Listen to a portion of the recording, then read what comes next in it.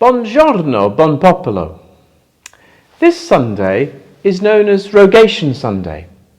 Rogation is an ancient tradition of praying for the crops, which has been variously used over the centuries. For example, one custom is to walk around the parish boundary to mark it out and to ensure that no rights of way have been blocked by agricultural developments or buildings. In some places, there are still marker stones which people visit at this time of year. In one parish I've worshipped in, there was a tradition of hitting these stones with sticks, a custom called beating the bounds. In previous years, we've done a boundary walk in this parish and used it as an opportunity to pray for the homes and organisations in our midst, the schools, the hospital, the businesses, voluntary and statutory groups which help make up our urban society. This year, we've arranged to go further afield on the first proper parish walk since before the lockdown. More than 20 of us are going to Whitfield in Allendale, and that will be a great opportunity for fellowship, but also a chance to get out into God's beautiful creation and to pray for the environment of which God has called us to be stewards and co-workers. One of the things that we'll be doing when we get to Whitfield will be to visit Holy Trinity Church, where they have installed electric pew heaters.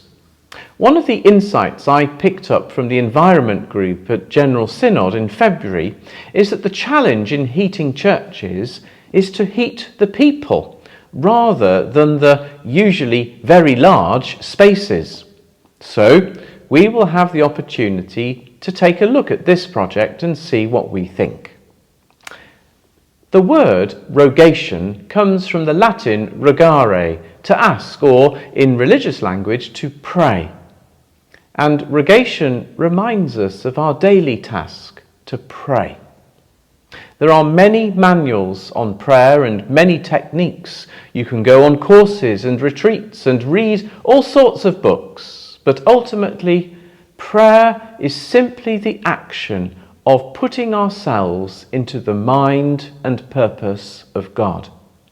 When the disciples asked Jesus how they should pray, he taught them the Lord's Prayer, in which we call upon God as a parent, hallow his name, recognise his longing that earth should become like heaven. We acknowledge him as the source of all that we enjoy, and especially what nourishes us in soul and body.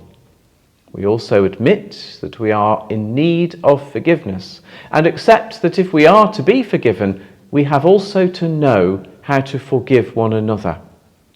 And also we ask that we should not be tempted to sin, nor should we succumb to the powers of evil. I do commend the practice of daily prayer and invite you to say the Lord's Prayer daily, saying it slowly and with purpose and meaning. And also to remind you that each weekday we stream morning and evening prayer at 8:30 a.m. and 5 p.m. on our Facebook page. Or you can find a pre-recorded version on the Church of England website, or download an app on your smartphone that will enable you to say or listen to these prayers wherever you are and whenever is convenient. There is no doubt that prayer shapes us and enables us to take on a more God-centred way of living, not least because it lifts us out of ourselves and makes us part of a greater endeavour, which has the risen Jesus Christ at its heart, and which is therefore full of hope, faith and love. I cannot think of a better way of living. And if you'd like to consider it more or discuss it further, Yvette or myself would be only too happy to sit and talk with you. We also now have some books, thanks to the generosity of Mary Lilly, who has offered us the use of some of her substantial library of spiritual books. You can find a selection of these on the display stand at the back of church. Please feel free to borrow anything that you'd like to read. Perhaps a few folk would like to get together and discuss a book from time to time. from the first book of Chronicles. Look to the Lord and his strength. Seek his face always. Amen.